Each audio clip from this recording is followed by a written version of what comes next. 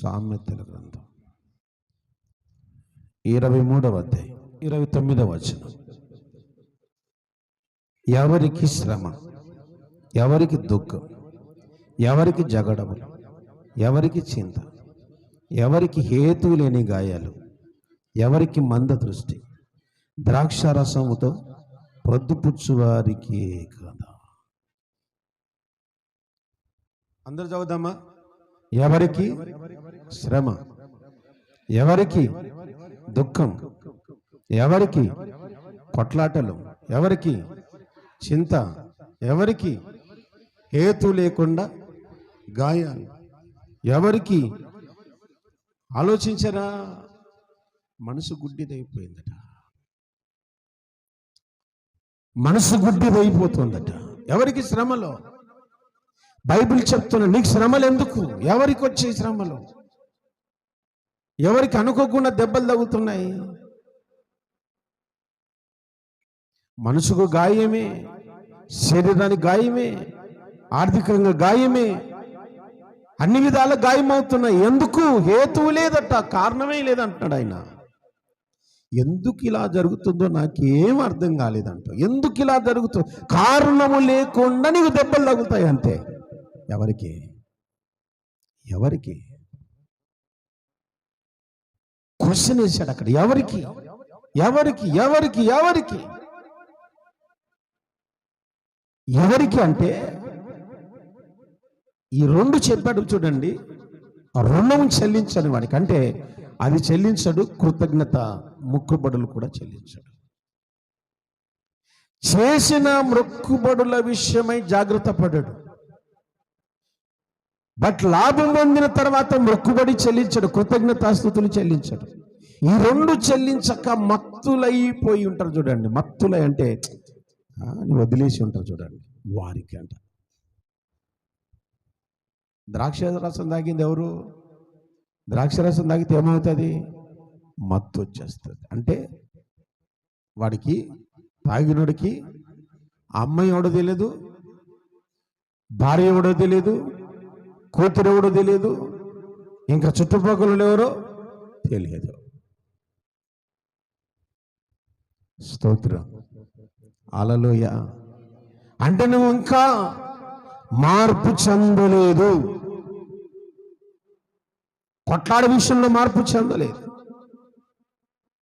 గాయాలు తగిలించుకుంటూనే ఉన్నావు, దెబ్బలు తింటూనే ఉన్నావు, అవమానించబడుతూనే ఉన్నాయి. ఎప్పుడు ఏడుపు ముఖమే. ఏ ముఖం? చెప్పాలి, చెప్పాలి, చెప్పండి.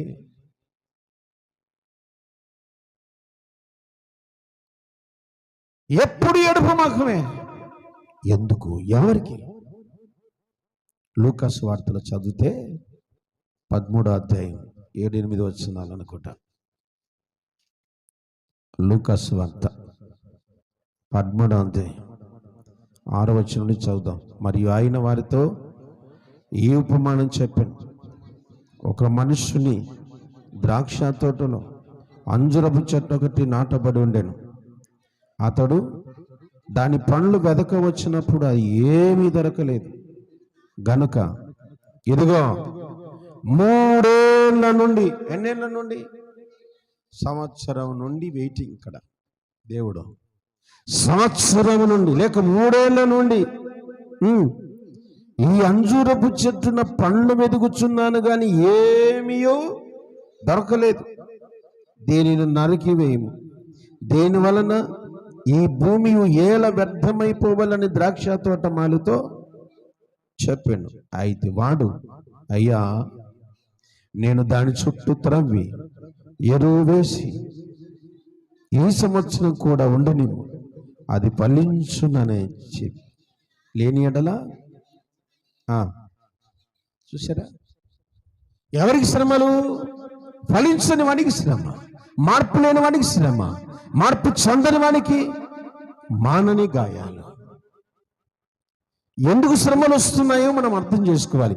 నేను దేవుడు ఆశించినట్టుగా ఫలించలేదు, దేవుడు ఆశించినట్టుగా బ్రతకలేదు, దేవుడు ఆశించినట్టుగా నడుచుకోలేదు, దేవుడు కోరినట్టుగా నన్ను ప్రవర్తించట్లేదు. ఎవరికి అంటే ఇక్కడ ఒక అంజురపు చెట్టుకి, ఆ అంజురపు చెట్టు నువ్వే, ఫలించని నువ్వే. 3 ఏళ్ల నుండి వెయిటింగ్ దేవుడు ఎదురు చూస్తున్నాడు. బట్ ఆ తర్వాత దేవుడు నరికివేయమని చెప్పొచ్చేమో. ఇక 3 years క్రాస్ అయింటే దేవుడు అదే మాట చెప్తాడు, ఇక తీసేసేయి, నీ బొందిలో ఉన్న ప్రాణం నీది కాదు, వచ్చేసేయి అన్నాడు దేవుడు. ఆలోచించండి, కౌంటింగ్ ఖచ్చితంగా ఉంటుంది దేవుని సన్నిధిలో. లాస్ట్ జనవరి నుంచి ఇప్పటి వరకు నీలో ఇంకా శరీర క్రియలు పనిచేస్తుంటే ఇప్పుడు దానికి ఏం చెప్పాలి? తీసేసి ఇప్పుడు ఆత్మఫలాలు ఫలించాలి. ఆమేన్. అవన్నీ కూడా తీసేయాలి, ఫలించాలి. ఏంటి? ఆత్మఫలాలు ఫలించాలి. కష్టాలు వస్తాయి, ఓర్చుకో. శ్రమలు ఉంటాయి, ఓర్చుకో. నాకు తెలియక అడుగుతాను, లోకంలో సామెత ఉంది, స్త్రీలకంట భూదేవి అంత సహనం ఉంటుందట. ఎంత? నోరు తెరిచి చెప్పండి. సామెతే కదా ఇది. ఆడవాళ్ళకి భూదేవి అంతా మీకా? ఎవడా చెప్పింది? ఎవడా సామెత చెప్పింది? చిన్న మాట గొనుగుతారు మీరు, చిన్న మాటకి సౌండ్ చేస్తారు మీరు, చిన్న మాటకి ముఖం మార్చారు మీరు. మీకు సహనమా? 100% రాంగ్. ఒకవేళ పూర్వకాలం ఉండే వాళ్ళేమో కానీ ఇప్పుడు మాత్రం లేరు, ఖచ్చితంగా లేరు. ఇంక్లూడ్ పాస్టర్మ గారు కూడా. స్తోత్రం. అవునా కదా? ప్రతి చిన్నదానికి నీ పొరపాటున మేమిద్దరం ఇంకా అనుకున్నానికి ఏందో మాట్లాడుకున్నారమ్మ వాళ్ళు, ఏందో మాట్లాడుకున్నారమ్మ వాళ్ళు. ఊరుకుంటారా? మీకేడ సహనం ఉంది? పోనీ ఏమన్నా మాట్లాడుకోనిలే, నీ గురించి మాట్లాడుకున్నా, ప్రభువా ఆ సహోదరులు తెలియక నా గురించి మాట్లాడుకున్నారు, వారిని క్షమించు ప్రభువా. ఇది సహనం అంటే. ఆమె స్తోత్రం. ఎవరికి శ్రమ, ఎవరికి కష్టాలు, ఎవరికి ఇబ్బందులు అంటే ఫలించని ప్రతి ఒక్కరికి.